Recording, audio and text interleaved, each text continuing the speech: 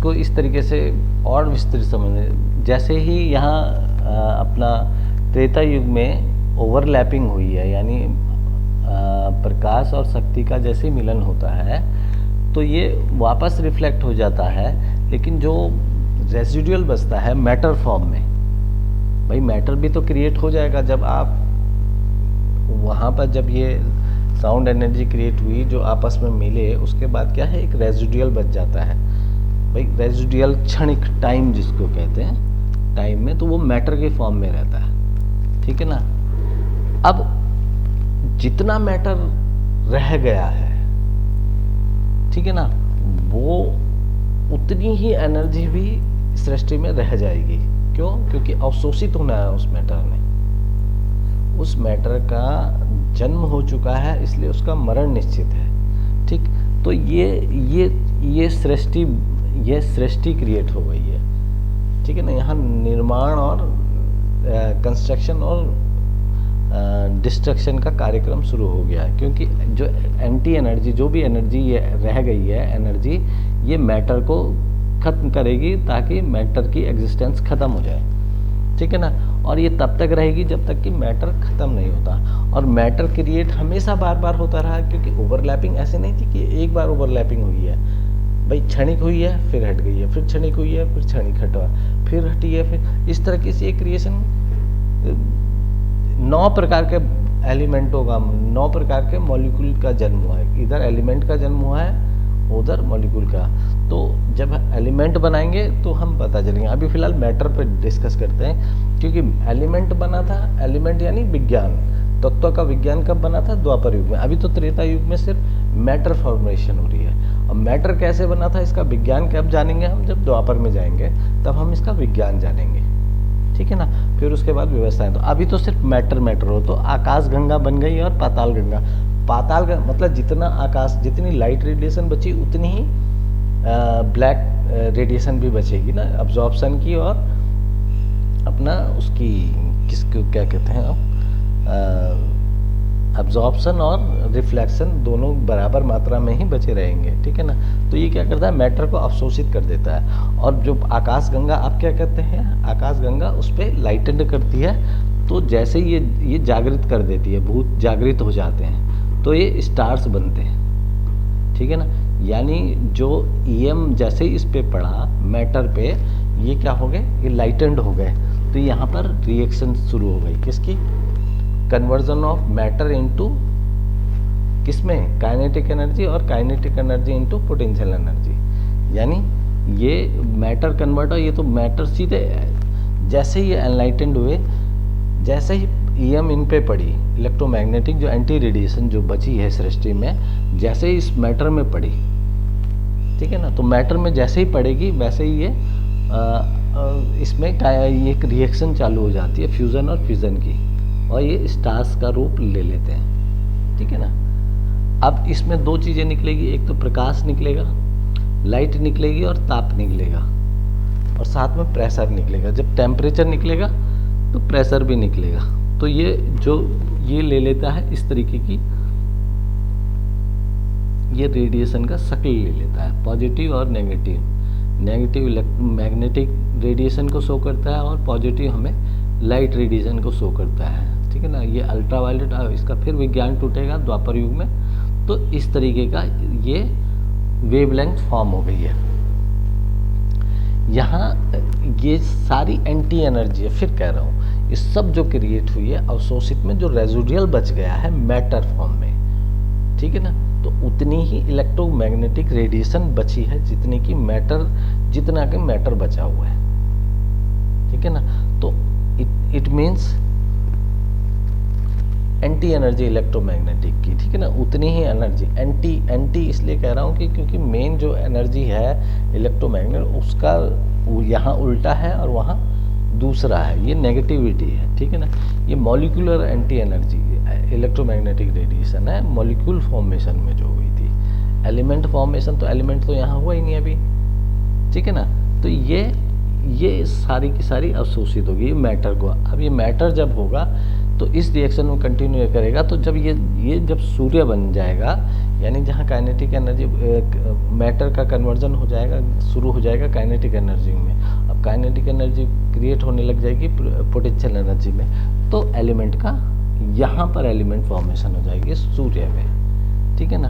तो मैटर में मैटर यानी मैटर अपने आप में एस है, ठीक है ना, मॉलिक्यूल फॉर्म में है ये, जिसे कार्बन कहते हैं, ठीक। तो यानी त्रेता युग में क्या क्या मिला हमें, electromagnetic radiation, anti electromagnetic radiation, और एक क्या मिला, मैटर। और इन दोनों का ही यानी जो अवशोषित पाताल गंगा डार्क एनर्जी ने जो वैक्यूम स्वरूप में जितना भी मैटर कलेक्ट करा है उसको एनर्जाइज्ड करके उसको डिस्ट्रक्ट करना ही यहाँ पर कार्य हो गया है अब इस प्रकृति का। यानी आकाश गंगा तब तक जीवित रहेगी जब तक पाताल गंगा जीवित रहेगी, और पाताल गंगा तब तक जीवित रहेगी जब तक इस पर की मैटर है, ठीक है ना। जब तक जो मैटर इसने अवशोषित कर रखा है, जब तक इसके पास है, तब तक ये पावर में रहेगी, और जब तक ये पावर खत्म नहीं हो जाती तब तक आकाश गंगा जीवित रहेगी, ठीक है ना। जो लाइटन रेडिएशन है, लाइटिंग रेडिएशन है, तब तक जीवित रहेगी। तो यानी ये एक आकाश गंगा और एक पाताल गंगा यानी एक पूरे ब्रह्मांड की रचना शुरू हो गई है, ठीक है ना। और इसमें मैटर, इसमें अवशोषित मैटर है, इसलिए पाताल गंगा कब तक रहेगी, जब तक ये मैटर पूरा कंज्यूम नहीं हो जाता, ठीक है ना। और जब तक ये रहेगी तब तक ये रहेगी। जो ये एक्सेस पावर ऑफ एनर्जी है, जो एक्सेस पावर ऑफ जो मिली है, जो मैटर स्वरूप इसमें रही है, जब तक ये पूरा का पूरा मैटर खत्म नहीं होता तब तक ब्रह्मांड में आकाश गंगा रहेगी, क्योंकि पाताल गंगा तब तक रहेगी। और जैसे इसकी एनर्जी खत्म हो जाएगी मैटर के फॉर्म में, इसका एग्जिस्टेंस मैटर इसकी जो वो है ये बराबर हो जाएंगे, मतलब E=m हो जाएगा, तो आकाश गंगा भी खत्म हो जाएगी और डार्क एनर्जी भी खत्म हो जाएगी, तभी सृष्टि खत्म होगी। यानी जब तक ये आकाश गंगा, अब हर एक ब्रह्मांड का, हर एक ब्रह्मांड, ये एक ब्रह्मांड की रचना है, एक आकाश गंगा, एक और आकाश गंगा, एक पाताल गंगा, जब तक ये रहेगा तो एक ब्रह्मांड की रचना है, ठीक है ना। अब इससे आगे अगर हम पढ़ना चाहें, इसके आगे आप देखते हैं, ये तो आकाश गंगा यानी सृष्टि की रचना हो गई है, इसमें यही होता है, ये अब्जॉर्प्शन की पावर रखती है और ये रिफ्लेक्शन की पावर रखती है, और यही सूत्र सन में भी चलता है, ठीक है ना। अब यही सूत्र सारी जगह चलता है, ठीक है। अब इसके कांटेक्ट में, जो सन के कांटेक्ट में जितना भी मैटर आएगा, तो ये जो है, ये जो चेतना का भाव है, ये चेतना का भाव जो भी मैटर रहेगा, मैटर कंज्यूम करता है, तो वो भी कि पूरा का पूरा एनर्जाइज्ड हो जाएगा।